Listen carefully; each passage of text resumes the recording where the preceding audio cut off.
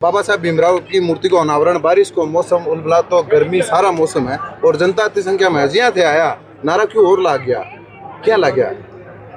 देखिए, आज बाबा साहब अम्बेडकर जी की मूर्ति का अनावरण है और बाबा साहब अम्बेडकर ने हमेशा से कहा है कि शिक्षा शेरनी का दूध है, जो पिएगा वो दहाड़ेगा। लेकिन आज जिस तरीके की वर्तमान परिस्थितियां इस देश में बनी हुई हैं, तो उस दूध के अंदर जो है आज मिलावट हो गई है। तो उस मिलावट के कारण जो है आज के नौजवान पीढ़ी के भविष्य को खतरे में डाला गया है। हम लोग उसी मिलावट के खिलाफ लड़ाई लड़ रहे हैं। इस देश में जिस तरीके से पेपर लीक हो रहे हैं, हम देखते हैं कि सीकर झुंझुनू के 2 बच्चे जो हैं आत्महत्या कर लेते हैं। तो ये बड़ा सवाल जो है सरकार की कार्यशैली पर है। हम ये मांग करते हैं कि जिस तरीके से बाबा साहब अम्बेडकर ने आजीवन शिक्षा और बराबरी के लिए लड़ाई लड़ी, इस लड़ाई को जो है आगे जारी किया जाए। और मैं पूरे देश के अंदर घूम घूम के लड़ाई लड़ रहा हूँ कि पेपर लीक रोका जाए, इसके ऊपर कड़ा कानून बने। एनटीए जो कि एक भ्रष्ट संस्था है, वो पेपर कराने में कामयाब नहीं है। न जाने कितने मासूम लोगों का भविष्य उसने बर्बाद किया है, उसको बैन किया जाए।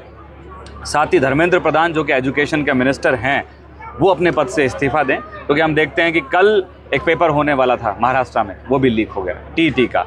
तो इस देश के अंदर सब आंखें बंद करके बैठे हुए हैं। शिक्षा व्यवस्था पूरी तरीके से ध्वस्त है, नशा ड्रग्स इस चरम पे है। आज नौजवान पीढ़ी को रोजगार नहीं मिल पा रहा है, तो उसके कारण जो है युवा हताश हो गए हैं। पेपर लीक हो रहे हैं तो कहीं ना कहीं वो नशे की तरफ जाते हैं, क्राइम की तरफ जाते हैं, ड्रग्स की तरफ जाते हैं।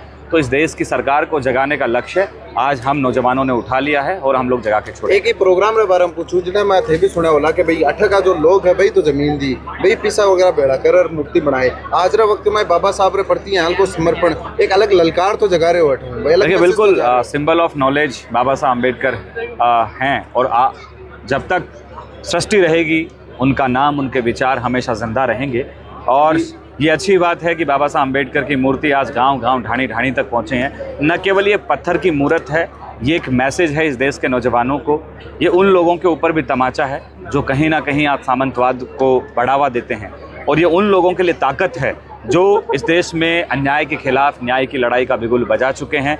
और हमेशा उनका एक ही लक्ष्य है कि इस देश में अंतिम पंक्ति में खड़ा व्यक्ति कैसे अग्रिम पंक्ति में आए। बाबा साहब अम्बेडकर से प्रेरणा लेकर लाखों नौजवान जो है आज इस देश में संघर्ष कर रहे हैं। तो इस गांव में आज मूर्ति लगी है, तो अब यहाँ पे जो है पढ़ाई करेंगे, उनसे प्रेरणा लेंगे। एक आखिरी सवाल है, पिछली बार आप मिला सिकर थे आया प्रदर्शन हो और एक वीडियो खूब वायरल हो। मैं आपको वो सवाल करो कि भाई शिक्षा मंत्री या सरकार कद इस्तीफा दिवाए कौन है? जना आपको जवाब हो कि देश का युवा जाग चुके हैं, सरकार की ए टू ईट मरा के, यानी सरकार सत्ता बदलवा को मात दो रखे है, इस्तीफा आए कौन है? अभी तक अभी लड़ रहे हैं ना, तो हम कौन सा घर बैठ गए? नीट को एग्जाम दोबारा। देखिए, सरकार जो है पूरी तानाशाह है और इससे हम लोग लड़ रहे हैं। इतना आसान नहीं है, क्योंकि उन्होंने इस देश से लोकतंत्र को खत्म कर दिया, बाबा साहब अम्बेडकर के दिए हुए संविधान को खत्म कर दिया।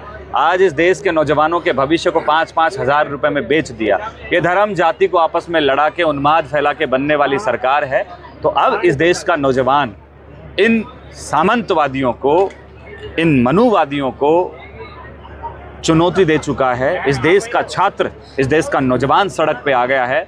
धर्मेंद्र प्रधान को इस्तीफा देना पड़ेगा। जब तक धर्मेंद्र प्रधान इस्तीफा नहीं दे देते हैं, हम लोग रुकने वाले नहीं। जंतर मंतर भी जाओ,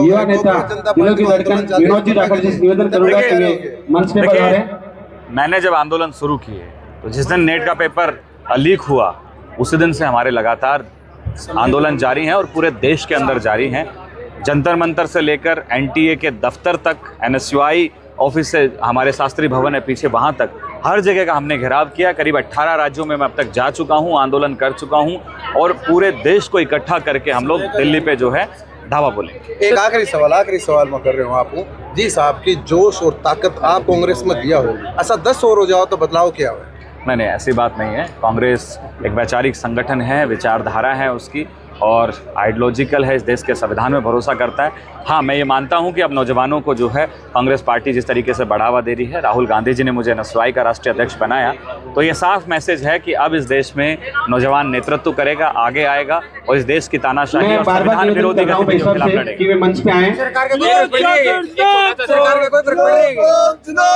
बढ़ेगा फर्क, हम बढ़वाएंगे ना, हम बैठे हैं ना।